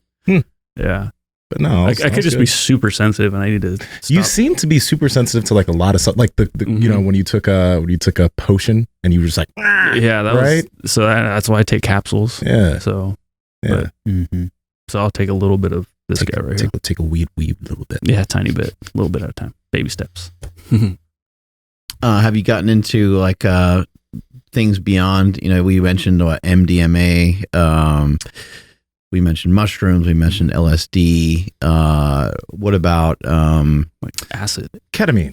Yeah. What about some other substances like that? Yeah. I mean, each of those have, that you were just mentioning, ketamine, DMT, ayahuasca, MDMA. They all have their uses. MDMA, very gentle, classic. But a lot of people do it like super often, use it as a party drug, obviously. So. Yep, and it's typically mixed with other compounds, sometimes like methamphetamine, to kind of make it last longer, or things like that. But true MDMA is extremely gentle, extraordinarily safe. Cool. But it does have a effect the next day where you feel kind of not so good. And that's because it affects more systems than just the serotonin receptor. But what it really does is it calms down your fear response in your amygdala, so you're able to work through trauma. And so MDMA is what is being used among all else right now, and it's the first one that's going to get FDA approval for traumatic brain injury, for PTSD, for people at end of life treatment that need to be okay with passing on with their situation. So it's also going to be probably used in counseling, marital counseling, all sorts of things, child abuse. It just helps you cope with or move, not even cope, it helps you move past and become accepting to some of your traumas. Ayahuasca, I have no experience with. It can make you pretty sick, long experience. It's essentially the more like edible version of DMT, to where it has to be able to be digested by your body, and broken down to where there's an MAOI inhibitor attached to it to slow the break, or to allow the breakdown of it, but it also slows the breakdown of it. Yeah. So you have like a 10, 11, 12, 20 hour experience from it. DMT is much quicker. I don't have any experience with it either because I'm not ready. But DMT and ayahuasca are very similar. And then ketamine, I don't have any experience with it either. It can be extremely addictive to some people that like it. That being said, it has been approved in a therapeutic setting for depression. And it does have extremely good results for people that are having, I guess I could call it like drug resistant depression, or like, where depression is just not going away after different ways of treating it. So there is a lot of success in that. And you can go ahead and go into a ketamine clinic and experience that if you're having those issues. But I don't, it's not a one-time fix. It's something that you're going to probably continue to have to go back to with ketamine. So, yeah. But again, me personally, I'm really just about self-discovery. The lessons and things that I've learned about myself through just mushrooms and LSD have kind of been enough for me, which is interesting because I initially thought like, I want to try everything and I want to try it all. And sure, one day, but my attitude has changed since my respect for these compounds have grown to where I'm not in any rush, and I get it. If it's the right time and I'm ready, I'll know it. Yeah. And I'll seek it out and do it. But it's really nice to know that like, okay, it's a mind-changing drug and I don't want it at all. I have no desire for it. So it's kind of nice. Yeah, something like DMT. It just sounds like a little too, my brother was telling me about it. I'm like, I'm I'm okay. I don't feel like I kind of need it at the moment. It's really interesting though how people have been reporting seeing similar things. That's just something that is very interesting. Like a lot of people that have done DMT or whatever, they're like, there's common reports of seeing a like similar the same being trip. And there's this, oh my gosh, because we're in a simulation. I wish it looked a lot like that trailer that we watched where like people will report kind of something like that, where it's like people are like in like, they look like they're all made out of glass almost. It's fucking wild. Who knows? But I heard of there was some guy who was, I think he was helping somebody go through a trip, right? He's somebody who does this, and they were having problems. So then he took some, and then he literally entered their trip. Yeah, it was right. You know what I'm talking about? Yeah, I'm the one that told you. Oh, there we go. Good. So it was something I heard on Rogan. I don't know if he was, because Terrence McKenna is still alive, right? No, okay, so maybe it was Terrence McKenna. He gave somebody I think it was ketamine, and then put them in an isolation tank, and then he heard that they were having a hard time, so he dosed himself, jumped in a separate like pod on ketamine, and then You sure it was ketamine? I'm pretty sure it was ketamine. It was something. It definitely wasn't ketamine like weed. Deprivation tank sounds like a disaster. So I don't recommend that. He ended up meeting up with him in this trip world, and he helped guide him through it. Again, I could have butchered the names, Disney but it's fucking crazy. Doesn't that sound like Soul? Yeah, Soul was good. Yeah. It does sound like Soul. But yeah, that's Astral Plane. Andrew's just sitting there reading it from the internet. I'll see if I can find it before we go off air. But yeah, it was some crazy shit like that where obviously they reported the same experience because they literally like he walked him through it and was like, you're gonna be fine, like I'm here with you. When they got out of the pods or whatever, he's like, holy shit, like we did meet up, like that's crazy. Yeah, with DMT there's this weird there's a lot of people that say, like you just said, they have a similar experience, and some people think that might be you're being able to tap into the human collective unconscious or intelligence of past experiences, and really what you're experiencing through the trip is everybody else's trip that's ever done it before, and you're integrating with that in that plane or dimension or things like that. There's lots of ways that people try to understand their DMT experience, but the biggest takeaway is it's very impactful and it's very powerful. It's the mother of all. Not the mother, but it's in pretty much every compound. You can synthesize DMT out of grass if you wanted to. It's what's released when you pass on to the next realm to help allow yourself to accept that you're passing. And so it's something that your body recognizes. And what's really interesting is your tolerance goes down in 30 minutes. So you can take it, tolerance goes up immediately where you couldn't do it back to back, but then about 30 to 45 minutes later, you can do another experience and have the same level of experience. So it's just a wild compound, but it does have life-changing effects or experiences that, to each your own, but it's very powerful. I heard the people I know have done DMT, like they have pens, like legit where you could take a hit off a pen and like it's like what? Yeah, the pens I've been told don't, from my experience and everybody I've talked to that I've tried both, they don't really get you all the way there. Okay, they kind of get you like to the threshold, but they don't punch you through to the other side. And some people say that's like, yeah, they get you to to the white light in the wormhole, but they don't let you through. I want to know about this. And I also want to say this too. Like obviously we've done shrooms, but I feel no dependence to it. So I just want to like also let people know, because whenever I try anything, I'm just like, I don't want to like this too much. Like, it's like, if I'm craving it, then I'm like, ooh, there's a problem. And I don't feel that way at all with mushrooms. And it's been super beneficial. But we've been talking a lot about mushrooms, but we really haven't talked about like LSD and how someone enters that realm if they want to, and maybe why they would. So can we talk about that? 100%. Yeah. Mark, I feel like that's your flavor of the day. Yeah. I do enjoy it. I don't know what else I can say, but I do enjoy it. Yeah, there we go. So, so LSD, really interesting compound, was found by accident, 1940s, by Mr. Hoffman. And,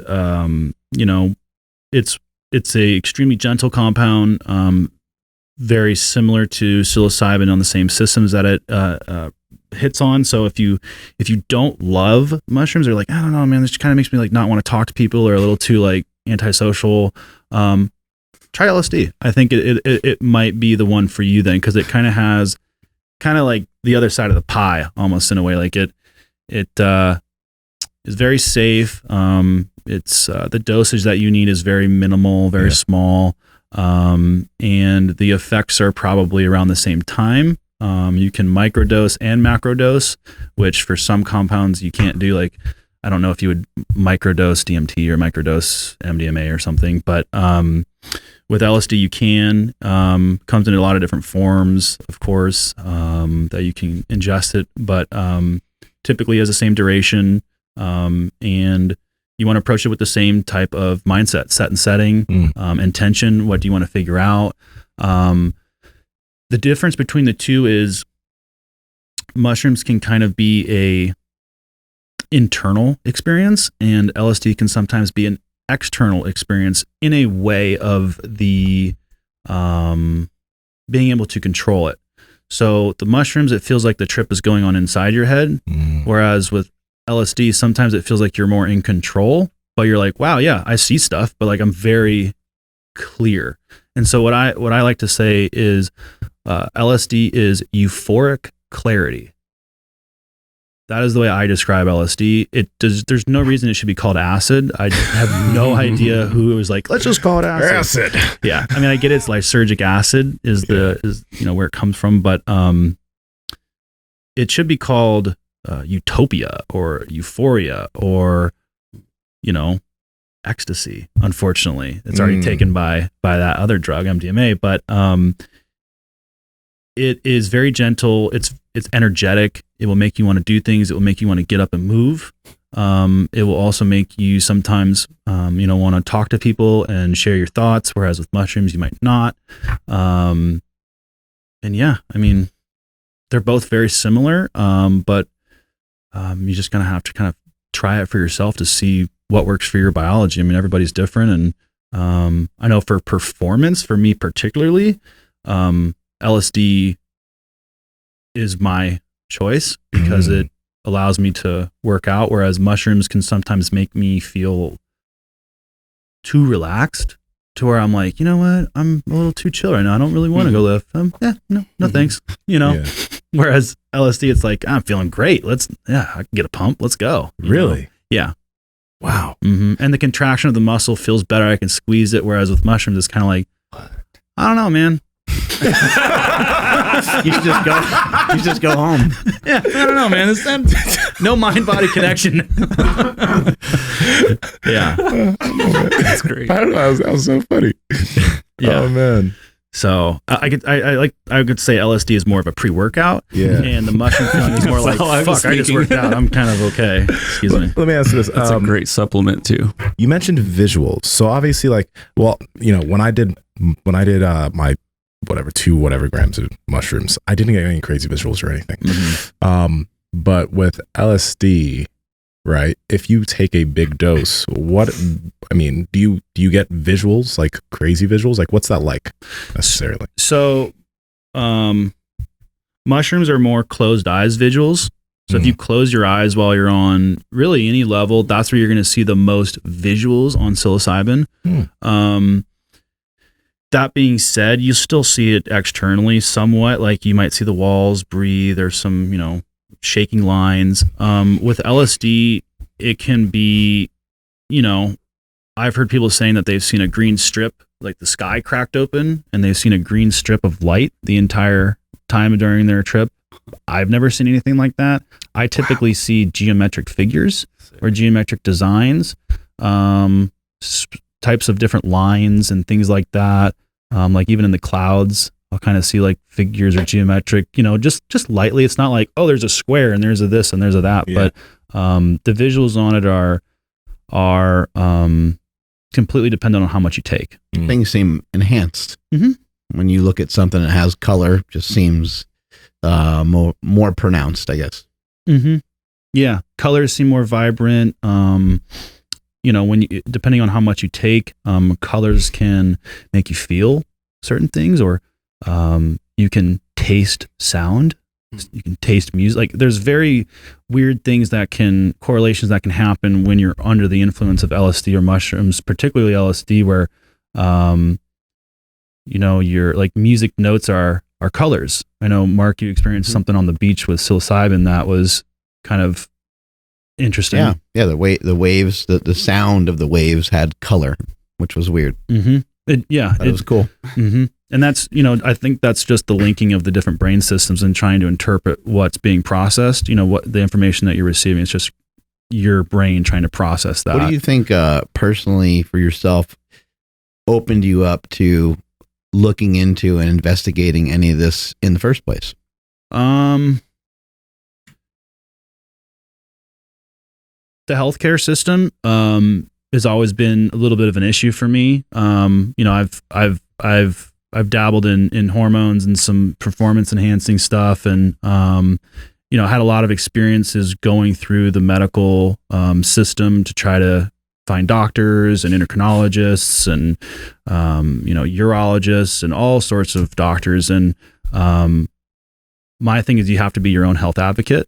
You really, they work for you, and you're the boss, and you make all the calls, and you pay for all of your doctor's visits. And I think it's important to look at all necessary options. And for me, I just know from my experience, you know, I used to, you know, when my had some stuff happen with my hormones, my doctor gave me Klonopins initially because I was having panic attacks. What are those? Anti-anxiety drugs. It was what Jordan Peterson had taken and had some experience with, and it's very difficult to get off of. And when that happened, I was like, what's going on? You know, like, why am I feeling like this? And in the end, it was my hormone levels, not my anxiety. And so ever since then, I've just really had a taste from the medical industry that you're going to have to be your own health advocate and figure it out yourself. So not having access to these things and then seeing the results and seeing how many people are like, hey, these work. I was just kind of like, yeah, I'm going to try it. What do I have to lose? Just like you guys, and started low, and then was like, hey, there's something to this. Like, I don't know why this isn't being discussed more. And then after looking into it more and more, it really is. It is being discussed more, and it is coming about. And it's conversations like this that really help, you know, get this conversation into rooms where it might not be before, or at the dinner table, or at the office, or, you know, at the ball game, or in the gym, you know, somewhere where people can connect over how they get better themselves. This is another tool that I think a lot of people have just completely ignored, that has untapped potential, that is unique to every person's biology. So what I get out of it is not going to be the exact same what you get out of it. And so I think that's what makes it really special. And I also think that's what terrifies a lot of the bigger companies like pharma, is it is a medication that you can take that is already particular to yourself. They don't know how it necessarily works entirely. And it is something that once you take, you don't have to take forever. Yeah. You can actually stop taking it. Hard to monetize. Because it fixes it. So it's, you know, where's the big money in that? And I think that's been the biggest issue, is why we're not seeing more studies, is because I think the efficacy that we'll find from it is off the charts. And I think it's applicable to many different fields, like dieting, performance. I think it'll definitely be a banned substance, 100%, because of performance. Right. So, what are some things that it helped you get past? Because now you don't feel like you need to even mess with those things anymore. Yeah. Overall stress. My biggest thing is, I do drink, I'm sure more than you fellas. I know you guys are big boozers. But, for me, it around 3:30, 4 o'clock, it gets to be like, man, kind of been a long day. Usually I would go to the gym, but just because of the way, with COVID and my family and just where I am in life right now, it's not my priority right now. Yeah. And so, I always will just keep working, and it's kind of like, man, you know what? I'm going to go grab a beer. I'm going to grab my second beer. And it gets to a point where I've noticed now it's whenever I get that into the day, all right, getting there. Yeah. Let's take my microdose. I won't take it during the day. I'll take it then. And then an hour later, it's, oh yeah, I'm happy I didn't have that beer. I don't need it now. I'm good. And so I think that's the thing that a lot of people are going to realize is you can supplement your vices, for instance, and over time really decrease your use of it. Similarly to using cannabis in place of alcohol, I think cannabis with the addition of psychedelics in a small and moderate, maybe weekly amount would do not only society a lot of good in just the positivity, but in terms of harm reduction, I think it's off the charts. And the amount of money that we would save on taxes and everything else from all this damage that's coming from, tobacco, alcohol, and pharmaceuticals. Yeah. I think that's a really fair assessment. I think that makes a lot of sense, as you're just maybe doing less damage, and then maybe each time that you take these substances, it's a little bit of a learning tool. You're, kind of being taught or shown something each time, rather than just maybe, in the case of alcohol, maybe it does rev you up, does get you excited, gets you fired up. You can like party off it or whatever, but maybe you're not really like learning much from it.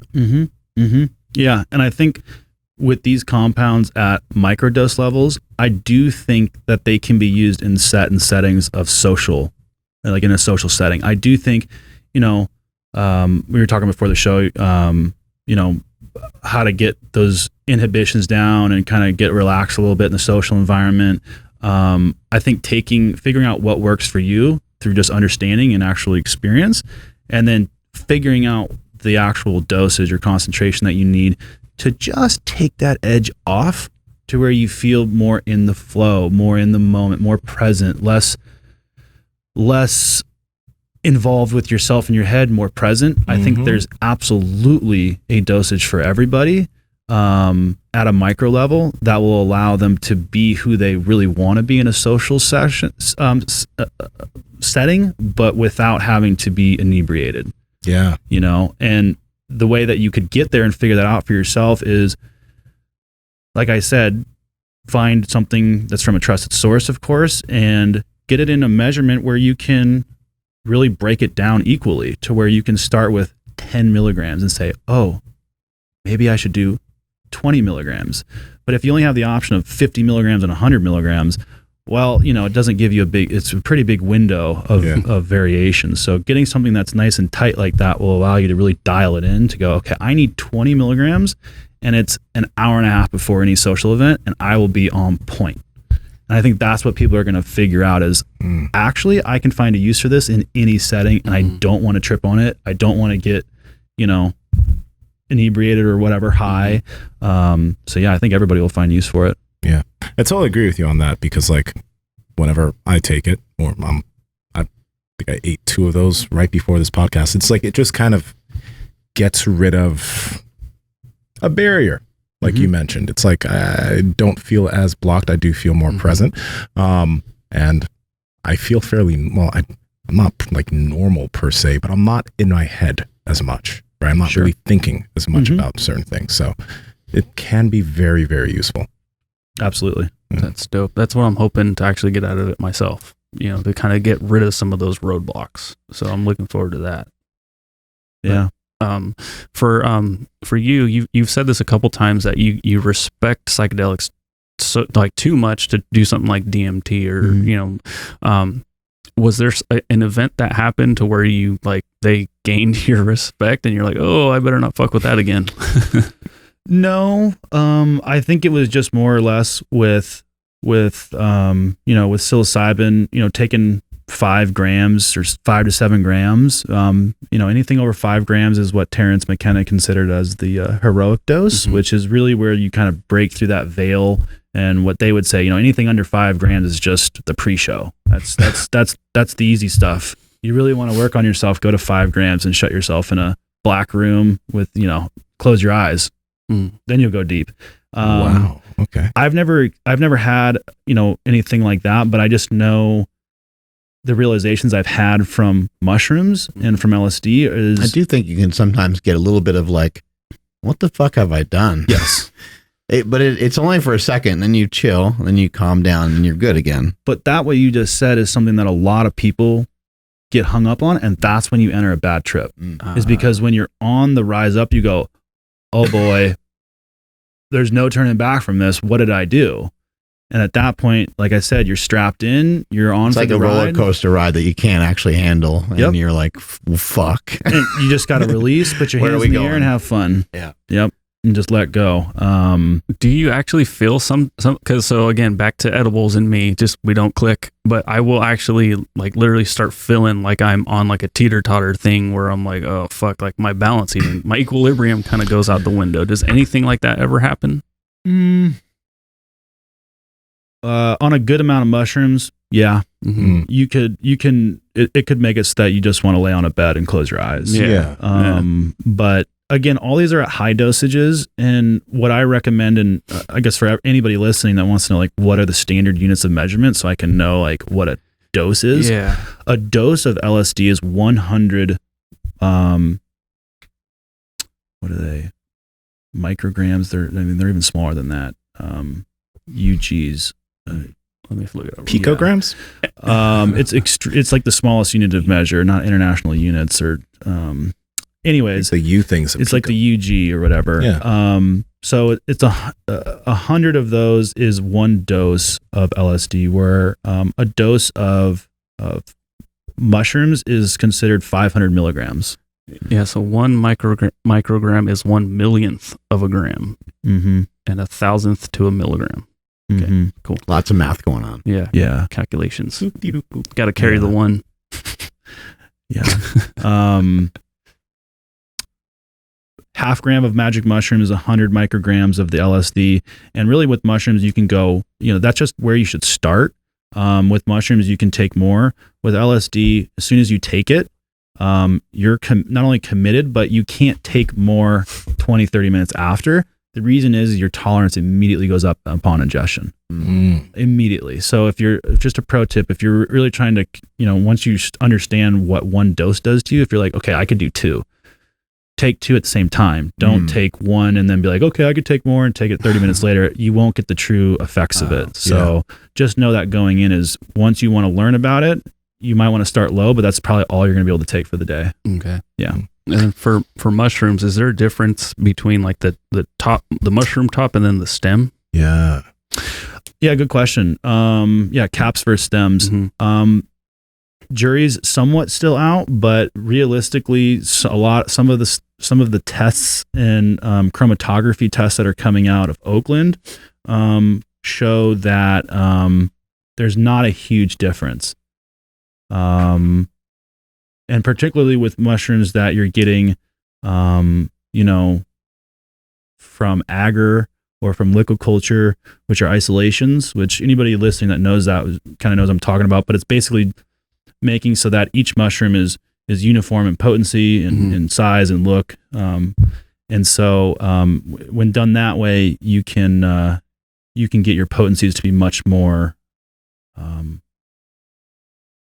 homogenized or accurate, to be much more similar to each other. The whole idea of like, oh, my friend ate this mushroom and I ate this one and I didn't get high, but he did, and he only ate a little bit and I ate way more. That is an actual issue because of multispore. And what that is when you do mushroom cultivation, If you do mushroom cultivation, and you use multi-spore, what that is basically you're using millions and millions of spores to inoculate your spawn or your grain, for instance, and you're introducing thousands of different genetics. And so it's just like a battle royale in there of whatever spore has the best and takes over. And then when you fruit it, when you actually harvest, you're going to have different mushrooms of like the same species, but they're all different variations. So they're all snowflakes, and you don't know what's going to be what. And this one little one's really potent, and this big one is not at all. That's why. So it's an issue. But when you have somebody who knows what they're doing, you don't have to worry about that. Since we're on this topic, red flags for, oh, this guy doesn't know what he's doing. You kind of mentioned one earlier where like if you get something moist, not good. So what are some other like red flags like, ooh, this is not a good source? All mushrooms need to be cracker dry or bone dry. Typically, if you're going to be storing them for long term, they need to be vacuum sealed and with a desiccant pack, or in a mason jar with a desiccant pack, which is a dry pack. They'll store for about a month or so in just a regular sandwich bag, and you can consume them. You really want it to be cracker and bone dry, as moisture degrades psilocybin. And once you get them wet, you're committed. If you make a tea, you can't re-dry them. The only other thing realistically is when you get your mushrooms, a good tell sign if the person really cared about what they were doing or if they're just in it for other reasons is, did they cut the bottoms of the mushrooms?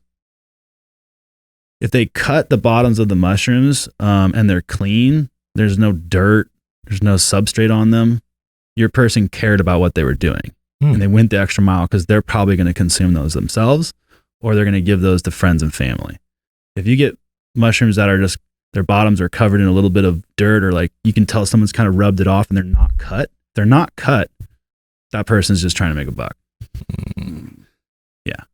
And not that they're bad, but who knows what other shortcuts or other things that they could have done to not make it the best. And that's an easy tell. Outside of that, maybe look for some blue bruising on your dried fruit. So on the dried mushrooms, maybe look for some blue colorations. That's a sure sign that what you're getting is actually magic mushrooms. That's psilocybin oxidizing with the air. If you have mushrooms that literally have no bluing whatsoever anywhere, it's not necessarily a bad thing, but it's just another thing that you can have in your pocket. Typically the bluing will be on the stems, not really on caps. And the other thing is, if you can get it, you want your caps to be closed. Once they open all the way and they start to go up, they'll drop their spores. If you can get them when the veil is just starting to break, where your mushroom starts to open and there's that little piece of tissue that kind of attaches to the stem, that's called the veil. Right when that starts to open or rip, that's when you want to harvest them. That's the best peak of harvest, since they won't be putting their energy into spore production. They're still putting their energy into psilocybin production. And obviously you want to keep them in a dry place, but is there a shelf life for if you do get them? Like you have to take them within whatever, or you can just keep them until you feel properly stored in a dry, dark, room temperature place in a vacuum sealed bag with a dry pack. Stored that way, they can last months and months and months, up to a year or so. The only thing that's going to degrade it is light, air, moisture. So if you keep all those away from it, they should keep just fine. But keeping a desiccant pack and vacuum sealing them in a food saver bag is hypercritical for long-term storage. Don't put them in a freezer. It's not good for it. It can cause moisture buildup. And they're not really, you don't have to really worry about heat. If your room gets too hot, it's fine. Psilocybin is extraordinarily stable, so it's not going to degrade. But alternatively for LSD, some of those things are not true. So for LSD, you want to not touch it. Oil from human hands can degrade it. So if you have papers or tablets, you want to not touch them, just leave them in where they are. And if you handle it with a glove. It doesn't go through the skin, so you don't need to really worry about like, oh, whoops, I touched it. Is it going to go through my skin? No. If you get it in a liquid, don't ever, it will usually come with a dropper. Try not to ever take that dropper and put free drops in your mouth, like just dripping it in your mouth. Don't ever do that. Drip it into a shot glass and then fill that shot glass with a little bit of vodka or a little bit of distilled water. Oh, really? Vodka? Mm-hmm. Oh, interesting. Mm-hmm. The one thing that should be noted about LSD is it's extraordinarily reactive to chlorine. So anything in tap water, it's going to pretty much degrade it immediately. So don't chase it with tap water. Don't mix it with tap water. Don't even just keep tap water away. Just use vodka or distilled water only. Wow. For LSD. Yeah. Okay. Mm-hmm. And you'll be good. But yeah, LSD, just keep out of the heat, keep out of the sun. If it's in a liquid form, keep it in an amber vial. Yeah, you should vacuum seal it. If you have, just to guard it from air, and you're good. Time of day for these things, ideally, like, if you were to ever do it. I mean, Mark's got some experience with different times of day. I know. Oh, yeah. But well, LSD can kind of keep you awake a little bit from my own experience. Mm-hmm. Yeah, I mean, typically you want to give it enough time to actually enjoy it and enjoy the experience. And also, tripping at night is not necessarily the most fun. Like you do like to be in the sun. You do like to be, during the daytime. It'll cause you to not sleep, both of them. So I would really say, after noon to 3 o'clock, you should be like, how bad do I want to do this? What am I doing? Where do I want to go with this? Like, how long do I want to be up? Because if you take it at 3 o'clock in the afternoon, you're going to not sleep that entire night and you'll be up till 7 a.m. the next morning. If you take a trip level. If you take a microdose, you could be up until midnight maybe, or 11 o'clock. But typically, I like to take it with a meal, specifically psilocybin, just so that it digests slower.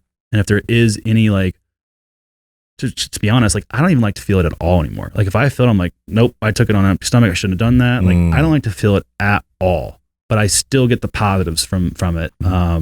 And I rarely do it anymore, but when I do, I mix it with food. LSD, not so much. I can take it on an empty stomach and tolerate it just fine. Yeah. But, yeah, that's really it. Want to take us on out of here, Andrew? I will. Thank you, everybody, for checking out today's episode. If you found it educational as much as I did, make sure you guys hit that like button and share it with somebody who might be interested in some of this stuff as well.